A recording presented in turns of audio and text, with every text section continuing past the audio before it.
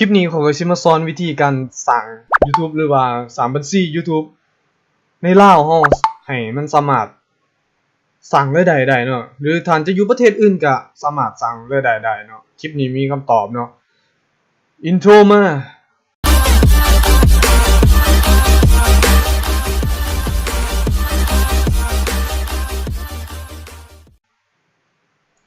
เอาเลยเนาะเพื่อนๆก็กราบสบายดีกันหมดทุกคนเนาะที่เขามาเบิ่งคลิปข่อยก็ฝากเพื่อนๆ Subscribe หรือว่ากดกระดิ่งนี่เนาะถ้าคลิปนี้มีเนื้อหาแบบมีสาระแน่เนาะก็กด Subscribe ให้เนาะกดกระดิ่งเพื่อบ่พลาดคลิปใหม่ๆนั่นเนาะกดไปเลยขอยสิมาสร้าง YouTube เนาะ YouTube อยู่ลาวเฮามีคนถามเข้ามาว่ามันต้องนั่นน่ะแนวนี้เนาะมันต้องเฮ็ดแนวใดเนาะนั่นน่ะแนวนี้เฮ็ดแนวใดเนาะข่อยเฮ็ดแนวใดขั้นตอนแรกเนาะที่พวกท่านต้องมีเนาะหรือว่าพวกเพื่อนๆต้องมีก็คือ1ก็คืออีเมลเนาะมีอีเมลมีคลิปเนาะเอาไว้อัปโหลดลงแล้วก็เฮาไปตั้งบัญชีเนาะบัญชี YouTube 2ก็คือต้องมี AdSense เนาะ AdSense ซึ่ง AdSense นี่ข้อยสิไปเฮ็ดอยู่คลิปต่อไปเนาะวิธีตั้ง AdSense เนาะตอนนี้สิมาตั้ง YouTube ให้มันสามารถสร้างรายได้ได้เนาะซึ่งมันสิมีกฎเกณฑ์แนวใดก็มาฟังกันเนาะแล้วมาเฮ็ดตามเนาะใครที่เฮ็ดบ่เป็นก็ลองเฮ็ดตามก่อนเนาะเพื่อนๆต้องมี Gmail เนาะ Gmail แล้วก็ให้ไปที่ Google เนาะให้เพื่อนๆไปที่ Google หน้า Google แล้วก็ไปล็อกอินเขาเนาะไปล็อกอิน Gmail นี่เนาะใครที่ตั้ง Gmail บ่เป็นก็ไปเบิ่งคลิปเก่าๆค่อยได้เนาะอยู่ช่อง SAY นั่นแหละที่เข้าไปเนาะเอาอีเมลทานล็อกอินใส่เนาะพิมพ์อีเมลของทานไปแล้วก็พิมพ์รหัสเนาะ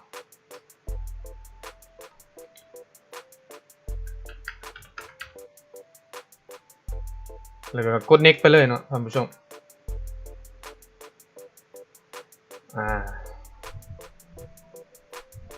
ก่อนจะเข้า Gmail เนาะแล้วก็ให้คลิกบวกก็ได้แล้วก็พิมพ์คำว่า YouTube เนาะเขาสังเกตเบิ่งนี้เนาะว่าอีเมลเฮามันล็อกอินเข้าได้บ่เฮาก็เลื่อนมาเบิ่งด้านนี้เนาะสำหรับคนบ่เป็นเนาะเขาอาจจะงงเนาะอันนี้สำหรับคนบ่เป็นเนาะเฮาก็เบิ่งเช็คว่ามันเข้าไปแล้วอีเมลเฮาคลิกใส่มันก็สิมีชื่ออีเมลเฮาออกมาเนาะบานี้ก็ต้องไปที่ YouTube เนาะพิมพ์ YouTube เลยเข้าไปที่ YouTube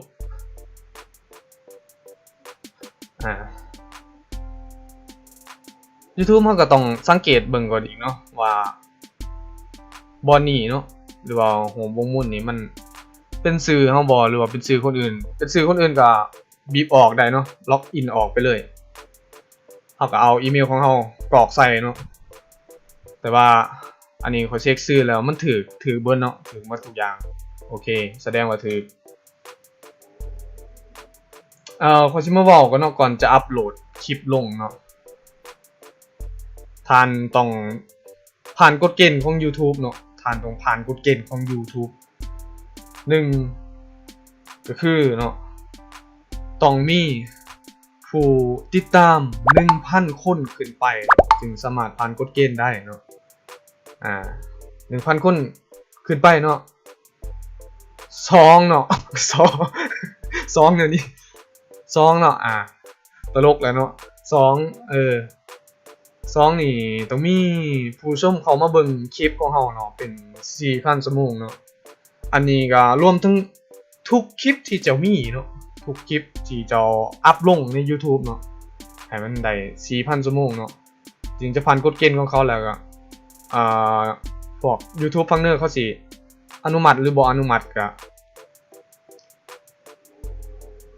เบิ่งกันอีกเนาะเพราะว่า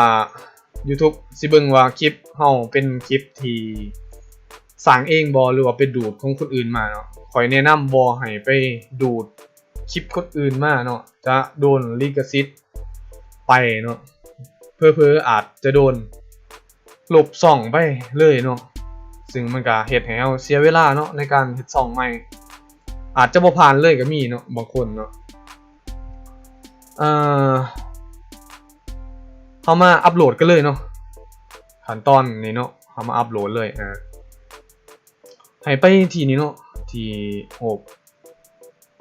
สร้างวิดีโอหรือโพสเนาะไปที่นี้เลย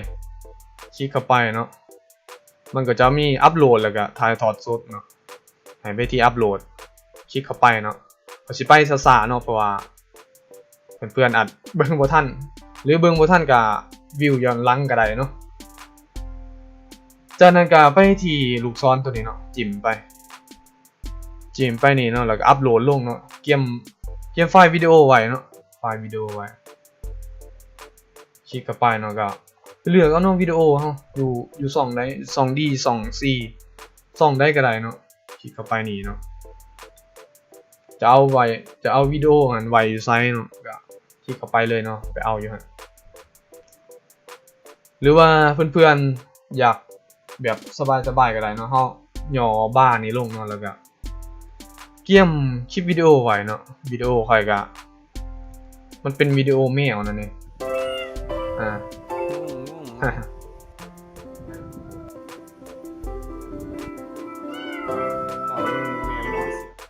เนาะ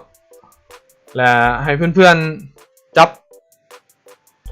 วิดีโอนี่ยุ่นเข้าไปเลยเนาะลากเข้าไปนี่เนาะง่ายๆเนาะตัวนี้วิธีอัปโหลดไผก็เฮ็ดเป็นเนาะแล้วก็ให้เพื่อนๆหั่นไปพิมพ์ชื่อเนาะอันนี้เป็นแมวเนาะชื่อนี่ก็ต้อง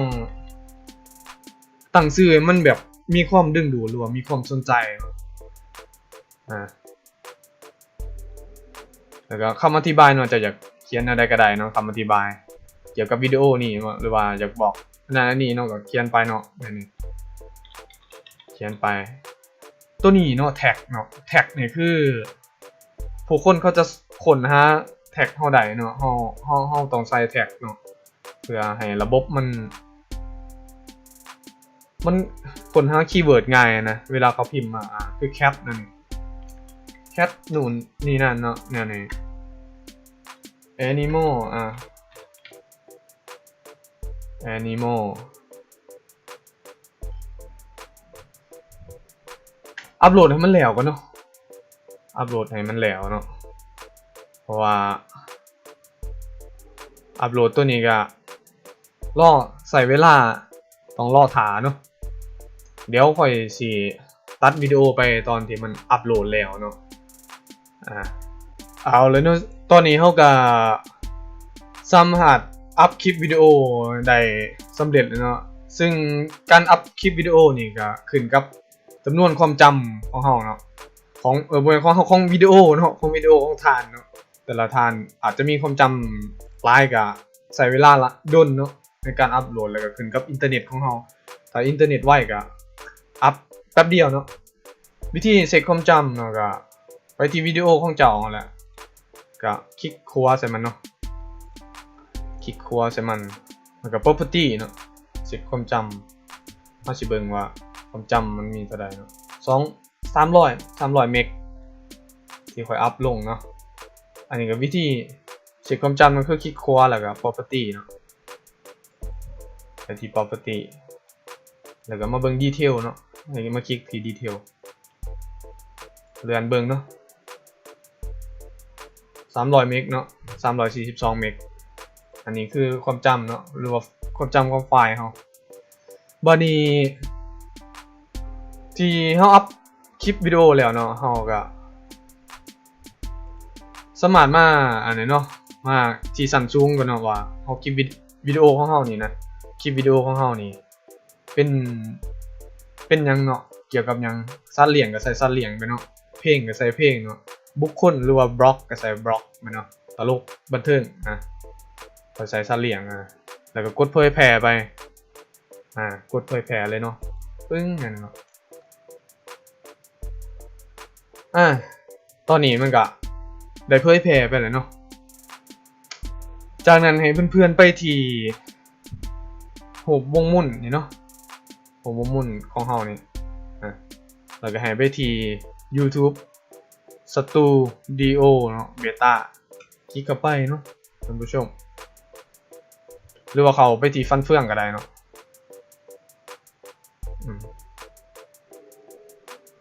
คลิกเข้าไปเนาะแล้วก็กดรับทราบเนาะ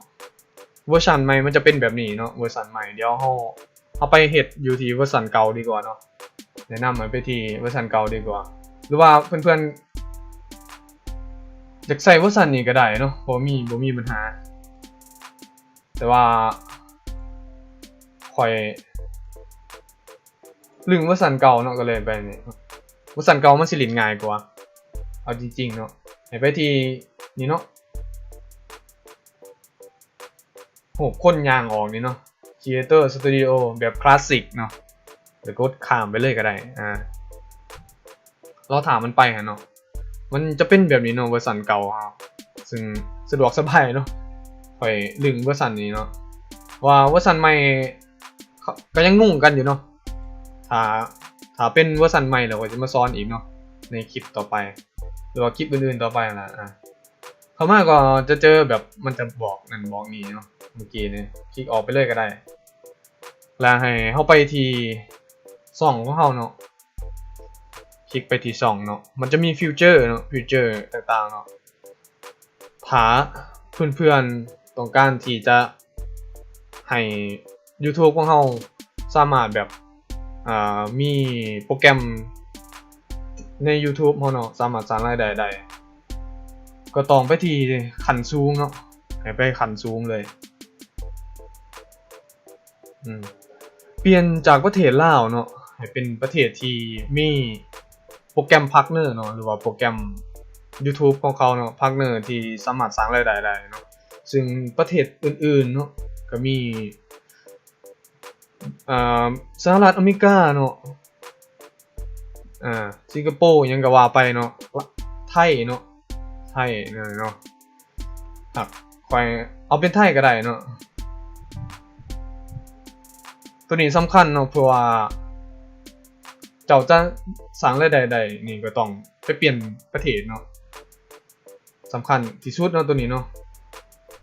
สหรัฐอเมริกาก็หลายเนาะสำคัญที่สุดเด้อท่านผู้ชมตัวนี้ไซโนไทยแลนด์ก็ได้เนาะมันง่ายดีมันไกลบ้านเฮาใกล้กันหาไทยแลนด์บ่เจอ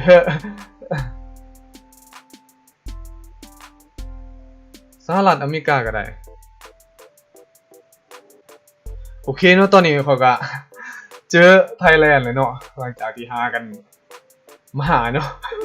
ให้กดที่ไทยแลนด์เลยเนาะแล้วก็กดบันทึกไปเนาะมันจะเปลี่ยนไปเป็น YouTube ประเทศไทยเนาะเฮาก็สามารถสร้างรายได้ได้เนาะหรือท่านจะเป็น YouTube USA ก็ได้เนาะสหรัฐอเมริกาจากนั้นให้ไปที่นี่เนาะที่นี่สังเกตเนาะตัวนี้เป็นการสังเกตเนาะเดี๋ยวมีการเปลี่ยนแปลงนิดนึง YouTube มีการเปลี่ยนแปลงเป็นประเทศไทยโอเคไปที่สถานะและฟิวเจอร์ของเฮาเนาะเพราะว่าเฮาอยากเบิ่งว่าสถานะของเฮามีสิทธิ์บ่สตรีมมิ่งเนาะการสตรีมมิ่งสตรีมมิ่งนี่ก็ต้องเปิดเนาะการสร้างรายได้เนาะนี่สามารถเปิดได้เนาะแต่ว่าให้เพื่อนๆหั่นเฮ็ดคลิปมาก่อนเนาะเฮ็ดคลิปลงไปให้มันผ่านกฎเกณฑ์เขาเนาะหรือว่าจะเปิดแล้วเฮาเปิดไว้เลยเนาะเปิดไว้เลยคลิกนี้เนาะกฎเกณฑ์ของเขาก็สิมีเนาะนี่เนาะเริ่มต้นอ่านนี่เนาะก็คือลงซื้อสมัคร AdSense เนาะให้เฮาไปสมัคร AdSense ซึ่ง AdSense นี่คือตัวกลางในการหับเงินเนาะ AdSense หับมาปุ๊บเนาะแล้วก็จะโอนเข้าธนาคารของเฮาเนาะเดี๋ยวคลิป AdSense นี่ค่อยสิเฮ็ดต่อไปเนาะคลิปต่อไปถ้ามันผ่านเนาะมันจะเป็นปุ่มสีเขียวเนาะฝั่งนี้เขียวเนาะอ่านเบิ่งเนาะท่านผู้ชมอ่านเบิ่งเลย กำหนดสร้างตั้งรายได้เนาะกดเริ่มต้นเลยเนาะไปที่ต่อการที่จะสร้างรายได้ก็กดเริ่มต้นแล้วก็ให้คลิกเอายอมรับทุกอย่างเลยยอมรับทุกอย่างก็ให้มีเวลาว่างก็อ่านเนาะให้อ่านเนาะอ่านขอกำหนดเขากำหนดเขาก็บ่ได้ยากเนาะก็มีแต่เรื่องเพลงเนาะลิขสิทธิ์ห้ามเอาเพลงคนอื่นมาเอาเพลงใน YouTube ก็ได้เนาะ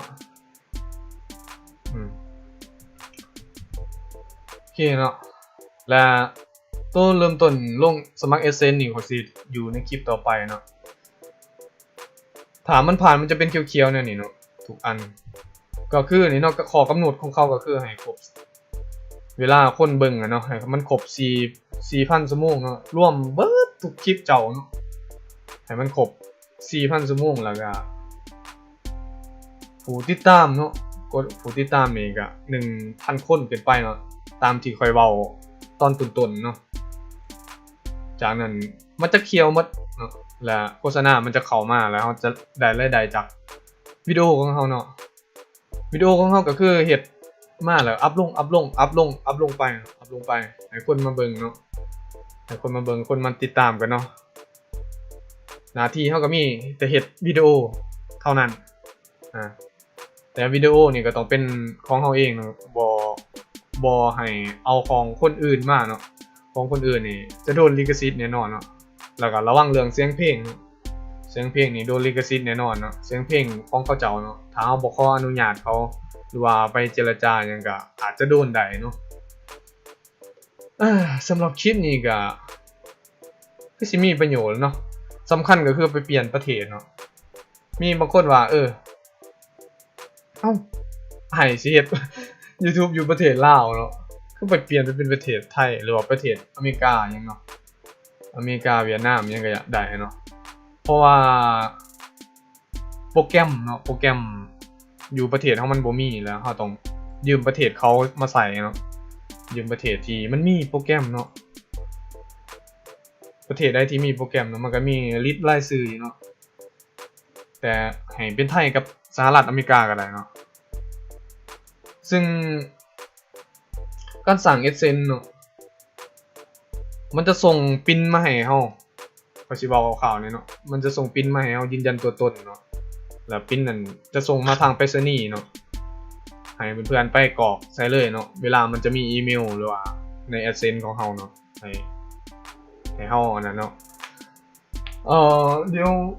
ขอยสิเอาปินมาให้เบิ่งบ่เนาะปินนี่อยู่ใช่เนาะ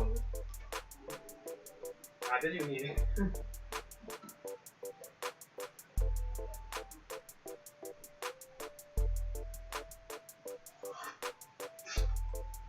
ปินจาก Google เนาะปินจาก Google ส่งมาในไปรษณีย์เนาะส่งมาหาอยู่ประเทศลาวเนาะเราจะไปแต่งใน Essence ใดเนาะว่าเราอยู่ประเทศใดประเทศลาวเนาะมันก็ส่งมา